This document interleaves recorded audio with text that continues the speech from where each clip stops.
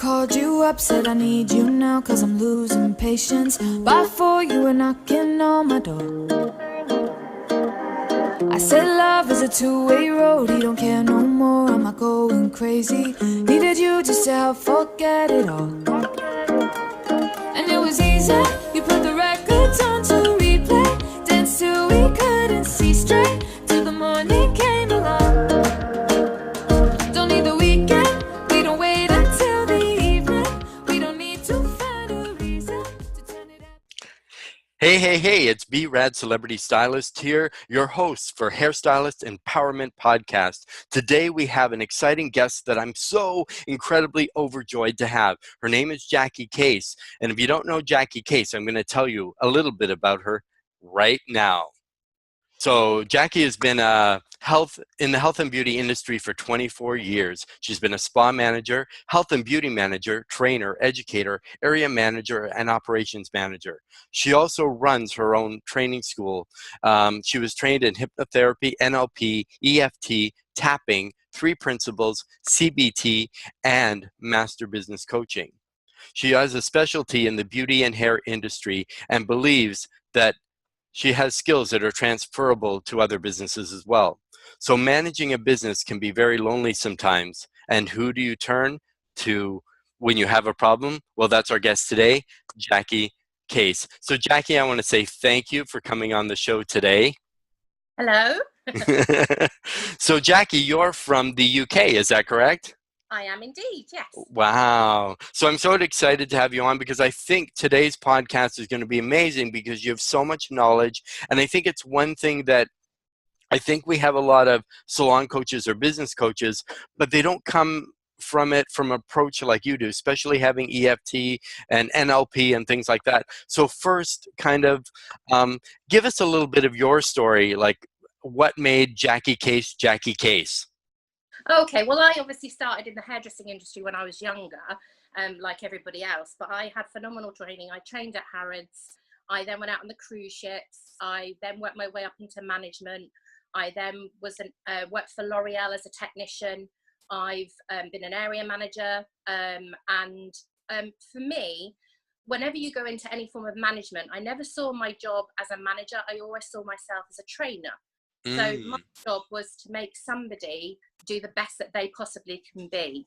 And through whether I've been working with clients, whether I've been working with people in the team, I always felt that there was things that were blocking people, but I could never take it one stage further because I wasn't trained. No, and I think that's a big problem for a lot of people, which we're going to dive into a little bit later. And that's the thing, because I think a lot of coaches, I think they mainly concentrate on a lot of the surface stuff, but not really what goes underneath and the real workings of the business and the real working of the stylist or beauty professional or esthetician or anybody kind of in there. But how did you get there? So when you started, yes, you did all these things, but just from going to school, how did you kind of get into, being an educator and being a manager and being, because obviously you don't just leave school and all of a sudden I'm a manager. Do you know what? I think it's funny because basically I never really planned it. It was opportunities, doors opened. And I just was brave enough to step through those doors, if that makes sense. Mm-hmm. I think a lot of people, maybe they're so blinkered, they don't actually see opportunities coming towards them. I never, I was working in London, and before I know it, I was actually doing somebody's hair who worked on the cruise ships, and they said to me, go and work on cruise ships. I was like, oh, no, it's full of old people. And he's like, no. And then he gave me the guy's name who runs the cruise ships. Yeah. He said Clive Warshaw. So I wrote off to Clive, and before you know it, I interviewed and I worked on the ships. And then from there, you then work your way up. And I had a manager who wasn't very good. So then I thought to myself, I want to be a manager. Yeah. So then I went into management. And then when I came back, and I wrote off to all the manufacturing companies. I wrote off to Weller. I wrote off to Schwarzkopf. I wrote off to L'Oreal. And then L'Oreal came back to me and they were like, okay, come for a job. Yeah. I didn't even know what I was going for. If I'm honest. You just grabbed the companies, you applied or sent them off a note and said, hey. I wrote off to anybody and everybody. And then L'Oreal phoned me up and said, come for a job. And I went along for an interview, and I didn't know what I was going for. I really didn't. I saw L'Oreal, and went along to the interview, and they liked me. And they said, could you come back and do a presentation and a 30-minute written exam? So I went back and I did a presentation on skincare, which obviously on the cruise ships, we used to do some skincare demonstrations. And then before you know it, I got the job. And I still don't know what. You still don't know what they hired you for? No. And it was so funny. I went along for a 3-month induction period where we get taught everything to do with L'Oreal. Okay. And obviously that they teach you train the trainer, developing people, knowing how to do it in a big classroom environment. And obviously then it was like, okay, where are we going to place you? And I was living in the south of England. I was living down in Berkshire. And they said, what about Manchester? And I was like, okay, never been there before in my life. Didn't know anybody. I moved up there. And then basically I got given, and I still didn't know what my job was until I was out on the road. A lot of the jobs, as you do them, once you've been given the knowledge, it's actually then you learn on the job. And I think that's what sometimes people forget, is that sometimes just because you know something, it's not until you actually physically do it that you learn even more. And then obviously from there, I was going in and training and working with salon managers and developing the team. And then basically I then went to work for Tony and Guy as an educator in their academy. Helping the young people develop through, as well as working with them doing like a Vardering program. I don't know if you know about the Vardering program. So I was doing training for that. And then it was like, okay, I want to come back from Manchester, back down to Berkshire. And then before you know it, I was working for Regis International as an area manager. And that's where I looked after 12 to 15 hair and beauty salons in and out of central London. Wow. So I was originally hired for the House of Fraser department stores. And then the guy in the London area left, which is their biggest account. So I had Selfridges, I had Debenhams, I had Selfridges, I had House of Fraser, Oxford Street. And basically my job was to go around and manage the managers that were actually in those areas and make sure that they made the money. And that's when I really kind of like utilized my skills to be able to help people to understand. And I think it came to the fact where one of my managers was so in deep, really, really deep, really stressed, anxious, frustrated. It was life or death to her. And I actually looked at her one day and I went, it's not life or death, you know, if you don't do that. No one's going to die if you don't do that. And I could just see her shoulders just relax. And it's funny because she became an area manager a couple of years later. And I heard her say to somebody else the same sentence I said to her. It's not life or death. But then obviously through that, I went off and did all training and education. And then for me, I wanted to take my training one stage further and understand the mind. And that's when I trained in hypnotherapy. And I got introduced to a guy called David Key. He's amazing. Oh, perfect. Yeah. And he works with something which is called 3 principles, which is based around your thoughts, your mind, and your consciousness. And anything that's happened in your life is only happening here and now. You can't touch whatever happened behind you, and you can't touch what's ever in front of you. You can only deal what's here and now. And when people begin to realize a realization, it's amazing the results that you see. So I think when I do hairdressing, my thing was to make people look and feel good, because that's what you do the job for. People always say to me, how can you stand there for an hour and a half and do a set of highlights? Isn't that boring? And you go, no, because it's the results at the end of it. That's exactly.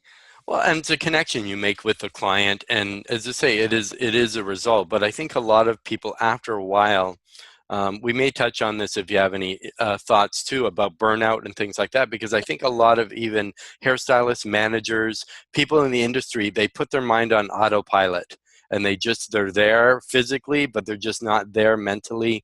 They're not mindful. They're not like, they're doing hair, but they're thinking, I need to grab milk, bread, you know, the grocery list is going on in their head while they're doing clients, right? Or they not. You finish the haircut and you've actually done the haircut and you didn't even realize you've done it because your mind is elsewhere. Exactly. It's like an auto responder, or just like you're same, you're driving, it's how did I get home? I'm already here. Right? So the same, you've done it so many times that you're like, well, I've done this before. Okay, I do this, I section here, I do that, and it's mechanical. Yeah. It's challenging yourself, and I think a lot of hairdressers get stuck in a rut where they use the same colors. They don't go any further than what they are. They don't. It's almost like the fact is some clients become like friends that they don't then push Yes. to then go one stage further. It's like, a client. Some hairdressers, they already have the color mixed up for that client. They never sort of say, do you want something different? They become in a very comfort zone. And I think it's really important that to do this job, which we've been very, very lucky to do, but you have to keep pushing yourself. Exactly. If you don't, you become stalemate. And I've seen that before, because people come in, the client comes in, the stylist already has the color mixed, and they're like, oh, I'd like something different, but they're like, oh, I already have it mixed. And then the client's like, oh, okay. So that's not a wow that makes them more excited with you. It's like, oh, okay, this makes you want to look for another stylist. They don't even ask the question, do you want something different? No. They just assume that that's what the client wants, because, again, they don't want to offend the client. And this is where I feel, that there's a little bit of complacentness within this industry. Is the fact is that your clients, sometimes they're paying for a service. Exactly. Are they your real true friends? Some of them are, but mostly they determine whether you go to Blackpool for your holiday or Bermuda. Exactly. And I think sometimes people just lose that, and it's actually listening to key things the client says, and it could be body language, it could be things that they do that actually is key for you to say, well, let's do something different. But sometimes, because of the relationship that you have, you're more concerned over what they've been doing in their life or what you've been doing in your life, rather than actually thinking, this is my business and I need to make this client feel 100% special. And I think, do you think a lot of the client experience really has to do with the stylist, about the empowerment of themselves, how they kind of feel about themselves, or if they're not really challenging themselves, that's how they get complacent? But I also feel that comes in life. Something may be happening outside of their life that then their focus is on that, rather than actually thinking and developing themselves. And then before you know it, it's kind of like you're doing the same thing over and over again. Because again, I think also they always say hairdressing is a young person's game, which is a load of rubbish. Because a lot of clients like the maturity of being able to talk to somebody and have a very decent conversation. They don't really want to know what you've been up to on a Saturday night. They really want to know about, they want to have a meaningful conversation. And they're sharing. I think and nothing against the youth, and there are some amazing hairstylists coming up and coming, but someone who's 18 wouldn't be on the same level, understand having kids, a family, life, major bills, if you still live at home, where that mature person who may be 40s, 50s, 60s, it's tougher to relate, because the person you're talking to can't relate because they don't have as much life experience. They may have a lot of hairdressing experience and great at what they do, but that's all part of it too. It's not about, as I say, your skill level, because I think your skill level is a small percentage of your actual. Absolutely. You could be going back to that though, there's a lot of older stylists that feel because they are a certain age, they can't deliver the same as what a young person can do. And that's exactly. I think people who actually trained a long time ago have a lot more discipline, a lot more structure. Yes. They're more about shape. They're more about, really giving the clients what they really want. And I want them to empower that. Exactly. Because when I trained, I had a master that I worked under for 2 years with my license, who was a world champion. You know what I mean? And it was very tough. It was very, because a lot of times too, with going to hairdressing schools, a lot of times the schools are just a business, and they don't teach you. They'll teach you how to cut, color, perm, do that kind of stuff, blow dry, flat iron, but they don't really teach you people skills. Yeah, they don't teach you soft skills, people skills, how to run a business, how to be successful, how to deal with difficult clients, how to, determine the personality, how to read body language, or if it is a section, it's only about half a chapter in your, in your manual. Also, it's being in tune with your customers, because sometimes customers will come in a bad mood. Mm-hmm. And you actually think that they're in a bad mood with you, but it has nothing to do with you at all. It's actually something's going on in the client's life, and you but take it personally yourself. Exactly. And that can then throw you a little bit with your confidence and your skills. Mm-hmm. But it's nothing to do with you at all. It's knowing that actually it's okay for a client to be in a bad mood, but it's your job when that client leaves to make them in a better mood. Mm-hmm. And I guess it's the stylist, empower yourself so you can rise above that. Because too, sometimes, I mean, it's done with friends, family, whatever. Whoever's around, you lash out at them.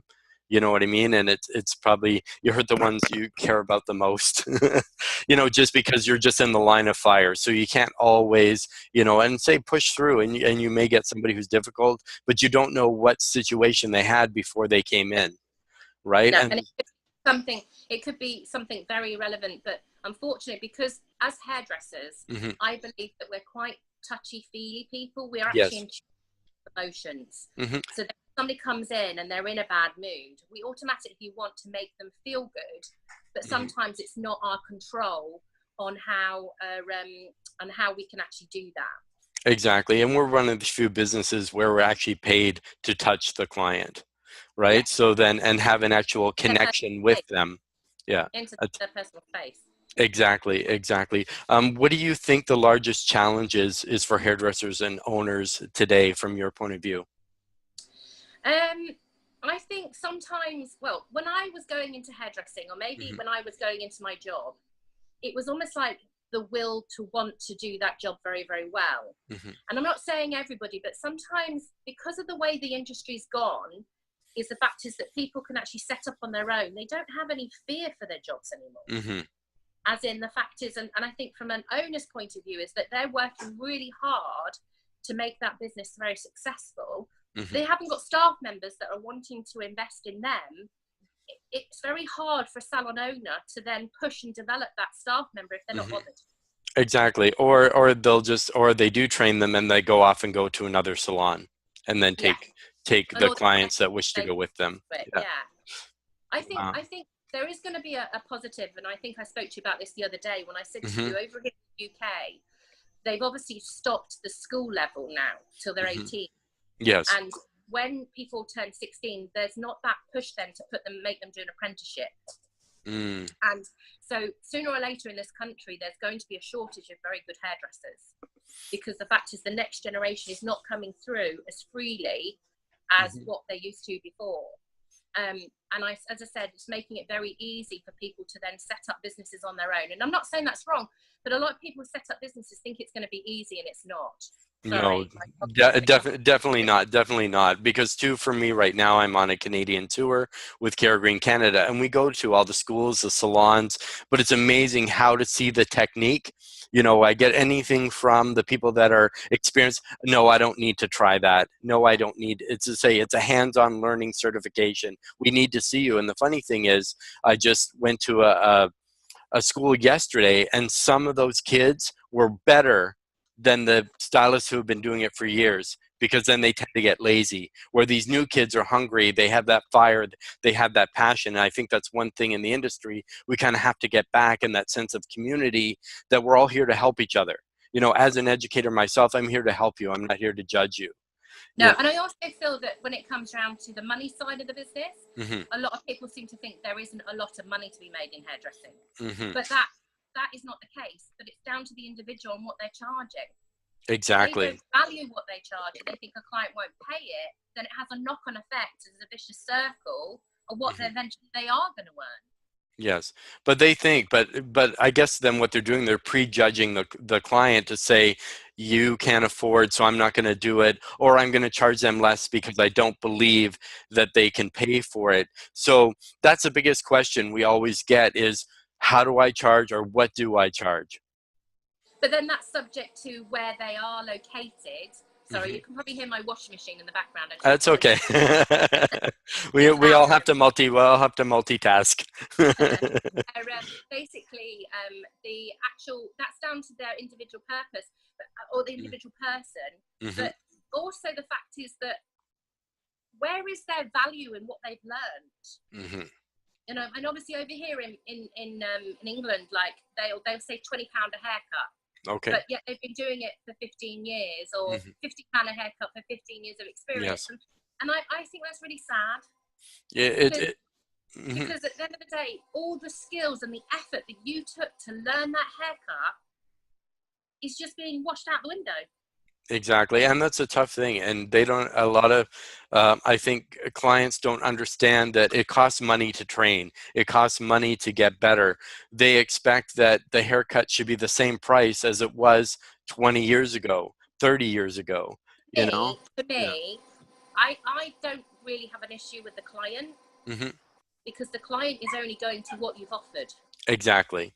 It's actually Exactly. the stylist saying that a client won't pay any more. Hmm. And that I think is wrong, because how do you know what a client will pay and not pay? Hmm. Yes. And because, and I think, I think you can probably relate to this, Mhm. or other hairdressers can relate to this. And the fact is that we probably never had to pay for our hair done. Exactly. So because we've never Exactly. had to pay for it, when Hmm. suddenly it's £150 for a cut and colour, Hmm. then why we've never paid for it. So Hmm. why would a client then pay for it? Exactly. And Yeah. that comes down to, again, limiting beliefs, confidence, training, education. Sorry, I'm getting hit by my dog here. Oh, that's okay. Oh, so cute. So cute.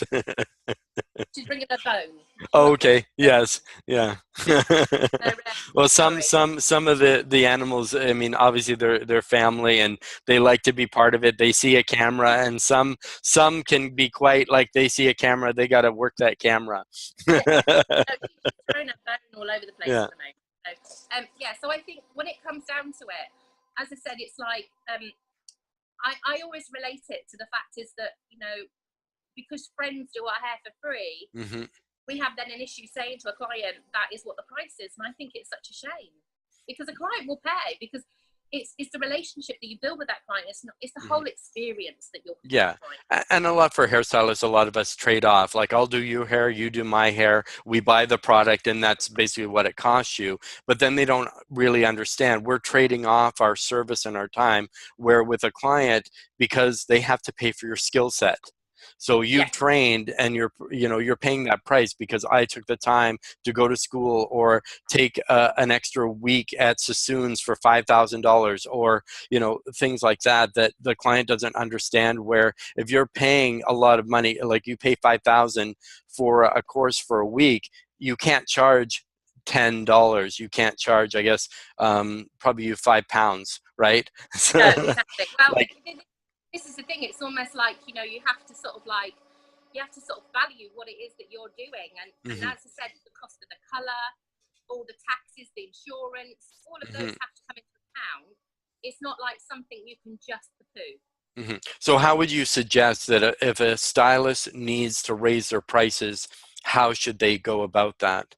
There's different ways you can do it. And Hmm. what I educate my people who I train is basically to say to them is actually have your prices, but then have surcharges. I So see. therefore, if somebody's got thick hair, a Hmm. surcharge goes on. Yes. If somebody has long hair, a surcharge goes Hmm. on. So a £10 surcharge, Yep.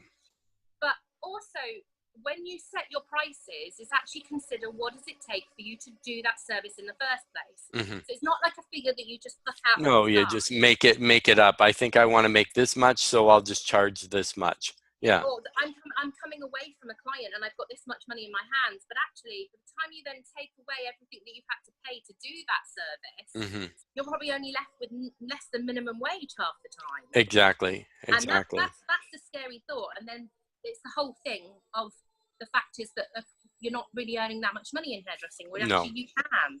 No. And And go I ahead. think Go ahead. Yeah. and that's where I think it comes back to, because when you kind of like think of even doing a simple thing like a set of highlights, you've got the Mhm. color, you've got the foil, you've got the peroxide, you've got your time the client is sitting there even when she's there with Mhm. you and developing. Yep. Then Your you've got lightener, your toner, your bags, your caps, your cotton, like everything. Yeah. coffee, Hmm. tea, whatever it is. Then you've got Refreshments. Yep. the blow drying. Then you've got the styling products that you do for blow Hmm. drying that client. Hmm. And then obviously all your marketing material that you say for future bookings or Hmm. whatever it is that has to all come into account when a Hmm. client is doing that build. So I think if I could train somebody, that's what I would say, is look at what does it take to actually do that service. Exactly. So look at all the individual services that you have and think, what does it cost me to actually do that service? Then base your prices around that rather than thinking about what somebody down the road is charging. Exactly. And I think there's a big thing where a lot of hairstylists, what they do is they throw in a lot of stuff for free that they should charge for. You know, oh, your hair's a little bit dry, I'll just throw on a mask for you, which is normally a charge, but they just do it. So the client gets used to that. Or to blow dry, for me, regardless of how they have their hair blow dried, as soon as I turn on a blow dryer, that's considered a service, and I charge them for it, because some clients will try to cheapen out. So they're either, and I've had this before. Your rough dry. Yeah, exactly. I'll get a rough dry, but it takes you, but they still fully dry it, but you're just not using a brush. Can you put some product on after you've rough dried? Can you just put a little bit of hairspray Yeah, on? you do that as well. Or I've even had clients say, oh, can I just buy, I'm going away, can I just buy the color from you? Yeah. Yeah, no. You know what I mean? And that's why, because if we pay all this money, and especially here in Canada, up to 10, 20,000 to go to school, and you're just gonna, and that's the thing, we have a lot of competition with drugstore, with now stores opening, selling to the public without a license. So that makes it very tough, but that's why your skill set has to be so much better. But more so than your skill set, I think it's the client experience.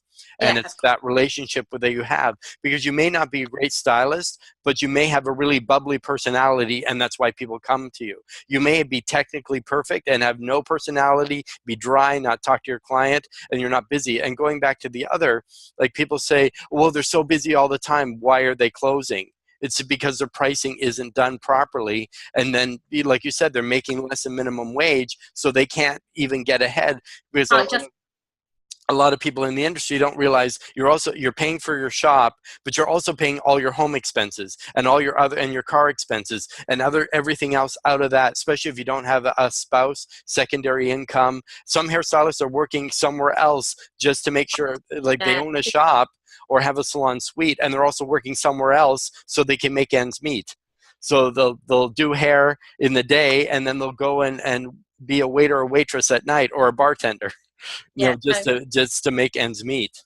But that's where it becomes a little bit like, you know, then the ownership isn't really on what the job is, and obviously for them, they're obviously then they must be competing against somebody thinking they can't charge according to their skills. Yeah. So with the techniques that you use, like NLP or EFT or hypnotherapy, what are some ways they can kind of overcome, or are those even good techniques to overcome limiting beliefs? I mean, again, in scenarios when you've got people that are feeling a little bit anxious, because half the time it is that. Regards to training, obviously, it's two people can have the same training, but one will jump on it and one won't. Why will that person not jump on it? Why will they not act on it? So you'll get somebody who will act, or you'll have somebody in salon who's really busy, and then you have somebody who has had the same training but they're not as busy. Why? It's because of that person's limiting beliefs to themselves, maybe a scenario they've had in the past that's stopping them. They don't feel they're worthy enough. They fear rejection. So obviously then they just don't try. Oh, okay. So obviously, regards to the techniques that I use, once I talk to the managers and find out what their concerns are, I then talk to each individual team member, because the team make up that business. The manager can't do it on their own. Yes. So then by talking to the team, I can then find out where they're feeling. And also what I find quite staggering is the fact is that most of them don't even have a yearly goal. Oh. How much money do you want to earn in a year? If I ask most people that question, they don't know. Now, I find that staggering. If you went for a job interview, what you would do is actually say, how much am I going to earn in a year? Otherwise, you wouldn't go for that job interview. Yes. But yet, when self-employed, people don't actually even know what they want to earn in a year. They just care about what they're getting right now. Exactly. So obviously, using the techniques. So, for example, I've had somebody who was pregnant, who basically was finding that they were getting a little bit anxiety. They didn't know what they were going to do once they're pregnant, how they're going to pay their bills.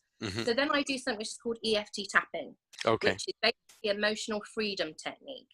And basically it works on your meridians. It's like acupuncture, but without the needles. So what you're doing is working in certain meridian points in the body, and it causes, when the body is out of alignment, that's what causes you to feel unrest or anxiety. Or so what you can do is, it's a known fact, you can't have negativity and love in the same sense. So what you do is you start with your pressure point, which is basically on your karate chop through here. And you start with whatever's causing you grief. Before you start, you measure on a scale of 1 to 10. So let's say anxiety.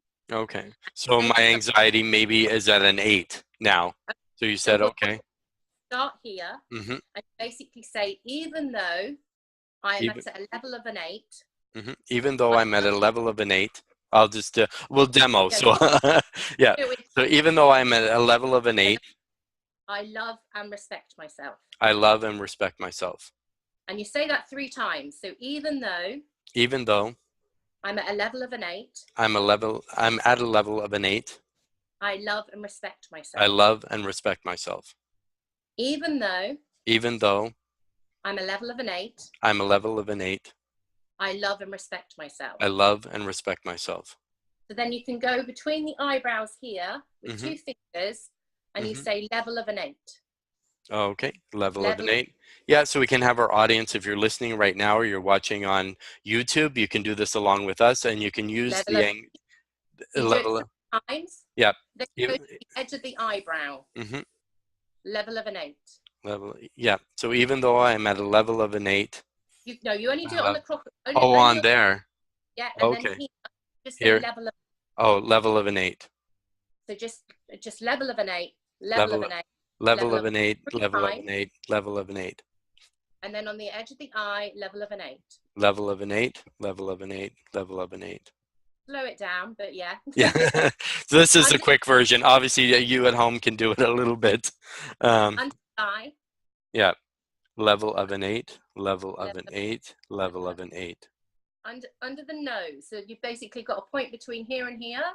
So just in that center part there. That's it. Yeah.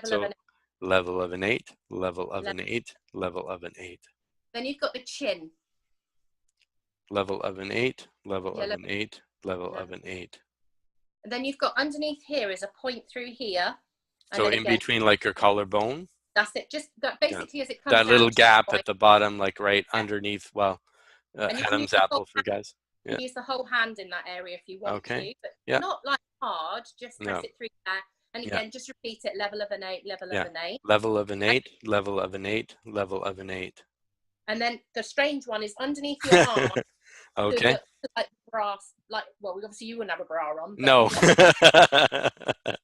Well, you never know. Some level of an 8, level of an 8, level of an 8. And then you go to the top of the head. Okay. Level of an 8, level of an 8, level of an 8. Then you take a deep breath in, and then a deep breath out. And then what you would do then is you'd score yourself again from 1 to 8 and see if it's gone down a level. Okay. Yeah. And what you try and do is you repeat that a couple of times until you get it down to like a 2 or 3.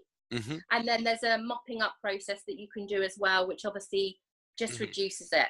Because anxiety is one of those things that is like shallow breathing. Another thing you can do for anxiety, if people have it, is breathe in for 7 and breathe out for 11. And that will also help to calm somebody's emotion down. But you want to fill your chest and your abdomen with as much air as you can, as full as you can get it. And do you hold in between, or you just bring it in and then release? You just breathe it in and breathe it out. Because again, when somebody's anxious, they're like very... So it's shallow, so it's surface, yeah.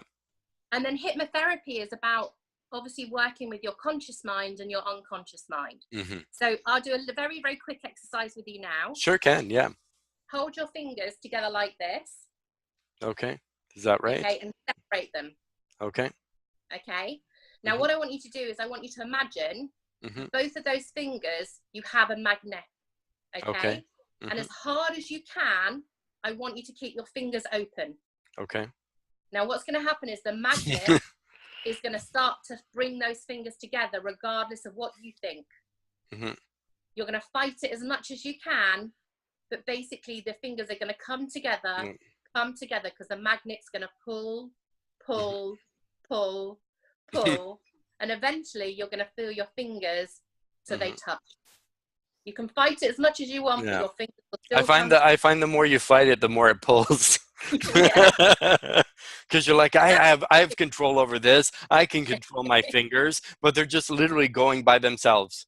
And that's to do with the conscious and the unconscious mind. And your body will it will stop certain things from happening. So sometimes you have to close down your conscious mind and active your unconscious mind, and you can change your belief processes. So where people are feeling stuck, you can actually help them to unblock any negativity. So that would include depression, negative emotions, sadness, anxiety. A lot of people have a lot of white noise. Okay. A lot of people in their head. And if you can close down that, they actually feel like the whole weight has been lifted off them. Yeah, which is good. So would this also work then for like shame? Because I think a lot of people have that about their past too. They feel shameful, they don't feel worthy, or they feel unworthy. You know what I mean? So this technique would work for that as well. Absolutely, yeah. So whenever I talk to somebody on a one-to-one, I'm trying to figure out what is stopping them from progressing to what they want to be. And as I said, sometimes people don't even have a goal themselves, so it's helping them to actually give them a goal so they can actually continue. Because I think in life, you grow up, you go to school, you supposed to meet somebody, marry somebody, exactly. Have your 2.4 kids, a picket fence, and a dog. And then stylist, you go through the stage where you're a stylist, you go to a senior stylist, you go to trainer, educator, or manager. But then once you've done that, what's next? So it's sometimes giving them an actual area of where they can actually develop and what they want to still give themselves goals and progression, so therefore they can actually achieve better. So once you've actually got that, then I look at what is stopping them from getting that, and that's where I would use my techniques. Yeah, and I think what happens too, like as kids, we grow up, we're carefree, we have no worries, our parents are taking care of us. As we get older, we're excited to get our first job. They're going to pay us minimum wage, so hey, that's okay, as long as I'm making money. But they don't really, and I think because working for minimum wage never allows you to get ahead, and especially in our industry, you work long hours, you work a lot of sometimes erratic schedules or flexible scheduling, which means you don't have regular set hours. You're in and out, especially in corporate salons. You might work till 9 that night and then back for 9 that morning, and then it's all over the place. So you're left tired, you have hardly any money, and you can't really get ahead. But they don't really have any goals except for you personally, except for sales. Right? Yeah. The way you can make more money is sell more product, and that's your own, and nobody does a life map, or nobody has them set down and say, where do I want to be? And the thing is, how many people know right now, which I think if you're listening or watching to this, take a piece of paper with a pencil, write down right now how much you want to make per year. Yeah. Then you break it down. Then, okay, if I want to make this per year, then what's my 6 months goal? What's my 1 month goal? How much do I have to make per week and then per day? Right? Or per hour. So if you want to make so much, okay, I need to make $100 an hour. Well, then that helps you with, and look at what you have to cover, what your expenses are at the salon, what your goals and dream are, where you want to vacation, how you want to do it, what things you have to take care of. Those costs all have to be factored into that. And don't just like scrape by, or you're just going to end up having to take a job just over broke for somewhere else. You get enough to get by or scrape by, and that's it. It's really having a good plan, and that's an excellent point, Jackie, because a lot of us don't know. No. Like, they don't know, and they don't know. They've never looked at their finances. They don't know what they need. No one's ever trained them that, unless they've gone into management and they've actually been given that actually be given the task of knowing what's going in, what's coming out. They just think of what's there, and they're not really challenging themselves. And then when they don't, eventually when what comes on top is the fact is that you're not making the money that you want to make. And therefore you limit yourself, and then you start to get anxious because you think, oh my God. So then you try and fit clients in every minute of the day, and then your whole life then gets affected by Of it. course, because you're frantic, you're this, you're that, you grab anybody, and obviously, or two, you start buying cheaper products just to compensate. You know, I mean, and or like, yeah, there's some stuff that happens in the industry that I've seen, but the same. But again, and credit cards really aren't your alternative. Sure, you want this fancy, exciting lifestyle, but eventually that credit's going to run out when the repossessor comes or the credit card company starts calling you and creditors are calling you. Sure, it's nice to impress people in that, but why know it the right way? But money comes through service. Do great service, do great training, believe in yourself, get empowered, find a great coach like Jacquie, right? We'll have her information at the end because she can really help you. And I think you probably can help people globally so they don't have to be in the UK to correspond with you, right? You can do it anywhere in the world. I mean, I think, you know, we all are in it because we didn't go into hairdressing for money. We went in there because of the fact is we wanted to make ourselves and people look good. But if you're smart, you can make money from it. And you can actually live the lifestyle that you want to live. And also, you know, I just think constantly challenge yourself and don't give up on those skills that you've learned, because they took you a long time even to learn how to do a one-length haircut, right? Exactly. That because you do loads of it, you just think, oh, it's just a one-length haircut, it's just a trim. No, it took you forever to learn a one-length haircut. Exactly. You know? And people don't think, and the same, I think people have that concept too. Well, it only took you 15 minutes, you know, but it doesn't mean a 45-minute haircut is better than a 5 minutes. It means your skill level can get you, you know, it took you all that. Exactly. How long that last haircut last a client? 6 weeks. Now take £15 and divide it by 6 weeks. They probably get it for 66 pence a day. You know what I mean? And that's next to nothing. Yeah, next to nothing. You can buy a coffee. You know, and that's what it is. And it's about being empowered. It's about being, and that's exactly what the Hairstylist Empowerment Podcast is about. And that's why we have guests on that empower, like Jacquie, because she's been there and she knows it. She's not just somebody who woke up one day and said, hey, I think I'm going to be a coach. I can coach. You know, she has her training behind her, the hypnotherapy, the NLP, the 3 principles, the EFT, which are amazing techniques, but she'll find the right technique that will work for you. Because once you break through those limiting beliefs and those negative, I think that's the biggest thing. Because when somebody comes to work, and I think we've all had this with a coworker, well, they're grumpy today, stay away from them. Or, you know, when you're grumpy, people don't want to be around you. So it's overcoming all this kind of stuff that, and I think that's the biggest thing in the industry. But this is one thing that nobody really talks about, because I think there's people that do have, you know, depression that work in salons, that do have anxiety, that do have, and people just think they're lazy or they're afraid to do stuff or they're whatever, but you have the techniques that will show them how to overcome, you know. But I think what we're taught as when we go into hairdressing, even when I was training and being trained, is whatever happens in your life stays in the staff room. It does not come out in the salon. So automatically we're told to block our emotions, and we're very good at it. We're very good actors at actually blocking our emotions. And sooner or later they start to come out, and they'll come out in lots of different ways.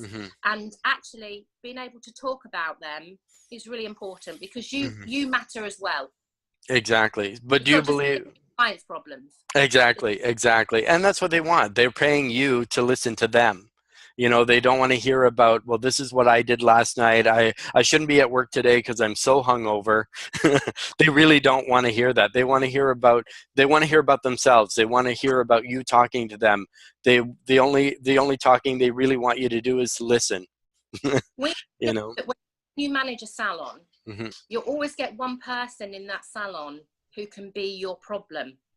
And that can actually have a negative effect on anybody in that salon. Yeah.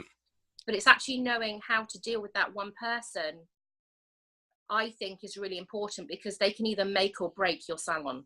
Exactly. And it's dealing with it. But I view it as that person's the sandpaper that are rubbing against you. You can let it go rough, or you can allow them to polish you. So you can rise up above it, and then you're this piece of coal that becomes now a diamond, right? It's knowing how to to tackle it, because sometimes you just think, oh, I won't deal with it, but they're making loads of money, I won't touch them, but yet they're actually stopping other people from making money, which Exactly. is a Yep. real shame. And I know quite a few salons that have those type of people. I've worked in salons like that. I've owned my own salon with that type of person. I'm more vocal, but a lot of owners are afraid to talk to those people or let them go. The apple cart. They don't want to upset the apple cart, and really and truthfully, but sometimes that one person has, again, their issue is not with the salon, it's happening outside. And you could tap into that quite easily by having a simple conversation with them, and they could actually realize that they can actually change that behavior in that person. Exactly, exactly. So what are some words of empowerment that you would give to our audience as we wrap up? I think the main thing really is to believe in yourself, because there's only one you. And if you are finding that you have come to a little bit of a headlong, like a little bit of a block, if you're a manager, don't be on your own. There's lots of other managers out there that want to help you. They care for you as much as we see it as a little bit of a competition. Being a manager is actually really important. It's an important position. And then also, you know, learn your skill, craft your skill in actually talking to people, because there's nothing better than turning somebody's light bulb on. So one quick question, it just popped into my head. Do you have any thoughts on how hairstylist owners, managers can beat burnout? Can beat burnout? Yes. Because people I think talk to somebody. Don't keep it blocked in, because, you know, whatever you've gone through, people who've actually been in it a long time probably have gone through it as well. And they're there to help you. No one's there to judge you. You know, if you actually asked somebody, you might find that you won't get burnt out, because therefore you actually are lightening the load. Exactly. And I think people are afraid to share their burdens. They're afraid to share, I'll be judged. You know, they're going to think odd of me if I say I have this, or I have depression, or I have anxiety, or I have, like, I can't handle it anymore. Because I think once you're constantly pushing it down, you're either going to implode, or I believe that it'll manifest in some kind of physical, you know, ailment. Also, I think speaking to somebody allows you for them to make, everybody likes to be accountable in some way. Yes. And sometimes actually speaking to somebody and asking them to challenge you actually makes you more accountable, and then you're going to want to progress. Yes, exactly. And I think that's another reason why people move out of the industry, because they're not being challenged anymore. So it doesn't have to be an upsetting, challenging result. It could be something that could be quite nice, just for you to think of something in the future. Exactly, exactly. Wow, I could just keep talking to you. But I know our listeners, you know, they like their hour of power, but I'd really love, because I know, and if you guys are here, comment below the video, or if it's posted on Facebook or wherever we are, leave a comment. If you would like Jackie and I to do a Facebook Live where you can actually interact on a Q&A, or she'll do a little bit of live coaching on a Facebook Live. We'll set something up. We'll have you guys come on, and then you can pretty much ask Jackie anything. So she's at anything. So anything, and it pertains, because your questions may help not only you, but a lot of other people that are listening, or people that are just afraid to ask. So if I wanted to get coaching, counseling, help from you, where would I go, Jackie? How can we find you? Where are you? I've got a business. I've got a Facebook page, which is Jackie Case. Charge what you're worth and be business savvy. Yes. Which is so important. Yes. And also my website, which is Jackie Case, which is JACQUIECASE.coach. Perfect. And are you on Instagram too? I am on Instagram, again, JackieCase.coach. Okay, so if you just type in Jackie Case, you'll find her wherever you need her, and they can personal message you, they can direct message you, they can comment, they can, you know what I mean? Yeah. I like to be challenged as well. So Ask me what you like. Yeah. So I'm excited for that. So we'll have our Facebook Live coming up. I want to say thank you, Jackie, for your time, for being in the UK. So I'm here in Toronto, Canada. She's about 4 hours ahead. So for me, we're recording at different times of the day, but we had made it happen. Embrace Jackie. Check her out. Make sure to like, follow, share, and we'll see you next time.